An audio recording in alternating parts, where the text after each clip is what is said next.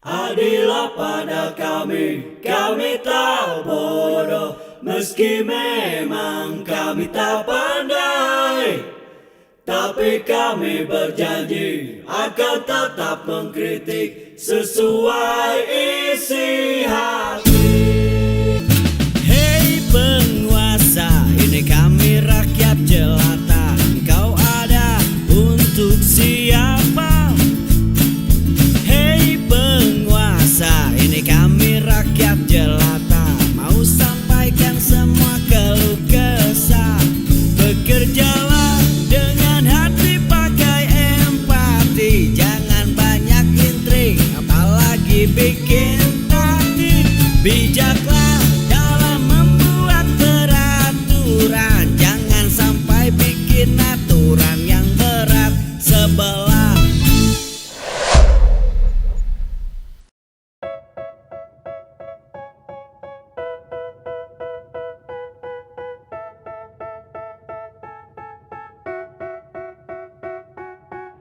They tell me that I'm never gonna make it. They want me to do something that could make sense. They hate when I keep dreaming I'll be famous, but I don't give a fuck, I'ma keep chasing.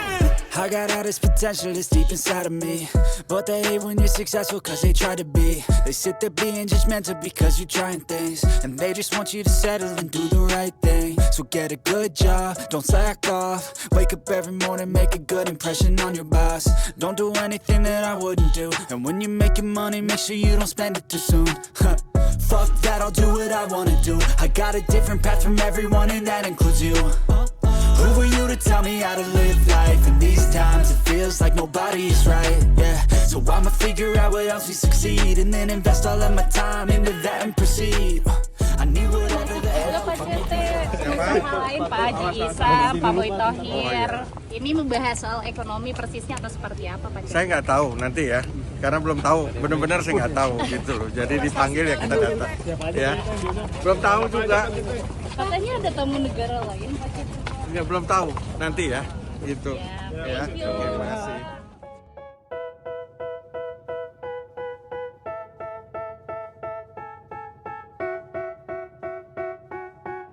They tell me that I'm never gonna make it. They want me to do something that could make sense. They hate when I keep dreaming I'll be famous, but I don't give a fuck, I'ma keep chasing. I got all this potential that's deep inside of me, but they hate when you're successful cause they try to be. They sit there being judgmental because you're trying things, and they just want you to settle and do the right thing. So get a good job, don't slack off. Wake up every morning, make a good impression on your boss. Don't do anything that I wouldn't do, and when you're making money, make sure you don't spend it too soon. Fuck that, I'll do what I wanna do. I got a different path from everyone, and that includes you. Who are you to tell me how to live life? In these times it feels like nobody's right. Ya, rame dalam 1-2 hari ini ketika Pak Prabowo Subianto mengumpulkan para konglomerat. Ya, banyak taipan di situ, tapi juga ada 1-2 konglomerat made in Indonesia. Ya, kita akan menyimak ada apa dengan pertemuan ini. Ini kemudian membuat perbincangan di jagat sosial media. Tentu seperti biasa, pro dan kontra. Ada yang mengatakan ini pertemuan sembunyi-sembunyi. Nah, untuk yang menyatakan itu saya kira tidak sesuai dengan fakta, karena ini ditayangkan juga di YouTube-nya Sekretariat Presiden. Jadi inilah yang membedakan Prabowo dengan Jokowi. Rumor sering kita dengar bahwa sering terjadi pertemuan di belakang layar antara Jokowi dengan para konglomerat. Konon katanya tiap makan siang apa sarapan gitulah ya, kita dengar rumor-rumor begitu. Tapi tidak dengan Prabowo. Beliau kumpulkan itu di Istana Negara, beliau sounding itu, beliau sampaikan itu ke ruang publik, sehingga dengan mudah nanti kita bisa melihat apa yang sedang dibicarakan. Nah, oke, kita akan membahas ini. Silakan berkomentar di kolom komentar. Cara baru Prabowo Subianto. Konglomerat dikumpulkan lewat depan, lewat pintu depan. Tidak sembunyi-sembunyi. tentu pertanyaan yang utama bagi rakyat Indonesia adalah bagaimana nasib rakyat? Apakah pertemuan yang dilakukan di depan, lewat pintu depan itu akan berdampak positif kepada rakyat? Ataukah akan seperti yang terjadi dengan eranya Jokowi, yang selalu melewati jalur-jalur belakang, tiba-tiba ada gitu. Nah, ini yang akan coba kita bedah ya. Tentu sebatas yang bisa kita ketahui dari ruang publik. Coba sahabat, kita lihat dulu. Ini ada tayangan. Nah, ini ada di ini nih, Sekretariat Negara. Presiden Prabowo terima 8 pengusaha besar, bahas perekonomian dan investasi nasional. Ini 18 jam yang lalu. Kemudian yang terbarunya ada, nanti kita coba tampilkan juga. Nah, di sini kita lihat ya, 8 pengusaha besar ini tentu ada TW ya, Tommy Winata, ada Boy Thohir, kemudian Haji Isam ada nggak ya? Tentu di jajaran pemerintahan juga muncul. Nah, ini ditampilkan gitu. Saya kira ini yang membedakan dengan eranya Jokowi. Mudah-mudahan perbedaan ini membawa perubahan yang besar. Bahwa 8, orang banyak bilang juga 8 naga ini. Ada yang nggak hadir berarti kalau yang disebut 8. Ini apakah akan mengendalikan Pak Prabowo? Ataukah Pak Prabowo yang akan dikendalikan? Ini yang menarik ya. Kita bisa lihat perbedaannya seperti apa. Coba. Nah, ini kita saksikan, ini di pertemuan hari berikutnya. Kita lihat. Pertemuan dengan investor global ya. Tanggal 7 Maret, hari ini. Jadi ini baru diposting 2 jam yang lalu. Membahas pengelolaan aset dan investasi. Dan 8 konglomerat itu semuanya hadir, bahkan lebih lengkap. Ada Haji Isam, ada CT, Khairul Tanjung. Lengkap ini, ada Sri Mulyani. Dan ini ada tokoh yang didatangkan ya.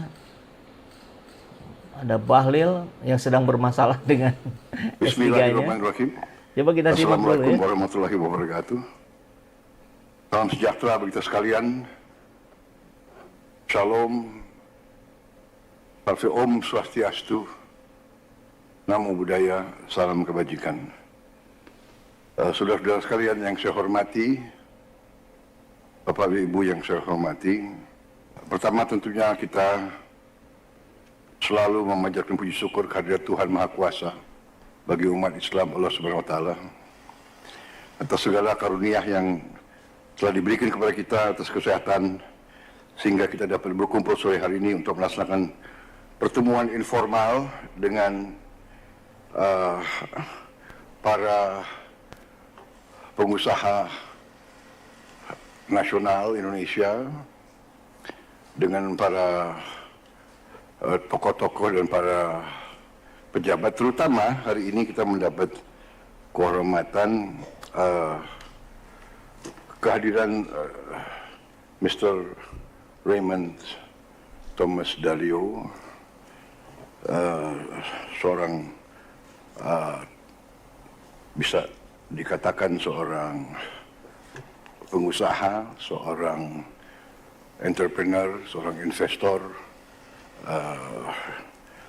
global yang telah banyak pengalaman selama beberapa puluh tahun,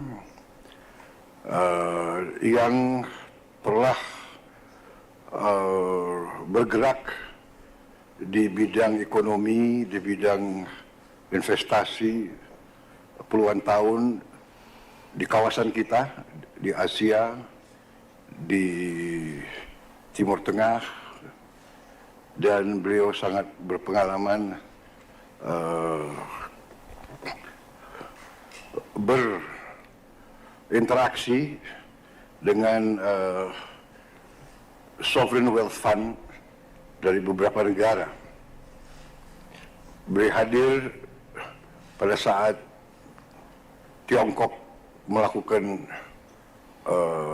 pembukaan dunia waktu zaman Deng Xiaoping dan selanjutnya. Sehingga saya kenal beliau beberapa saat yang lalu, saya banyak diskusi sama beliau, dan beliau banyak mengamati perkembangan kita, Indonesia, dan beliau banyak memberi saya masukan.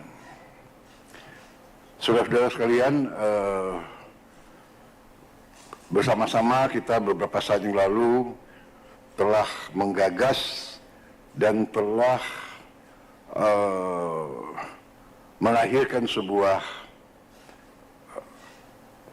bisa dikatakan suatu sovereign wealth fund yang cukup besar potensinya, yaitu yang kita beri nama Badan Pengelola Investasi Danantara Indonesia. Ya, jadi kita simak barusan Pak Prabowo menyampaikan kedatangan seorang entrepreneur dunia ini untuk membantu Indonesia, terutama dalam kaitan pengelolaan Danantara. Memang Danantara ini juga luar biasa menjadi perbincangan publik ya.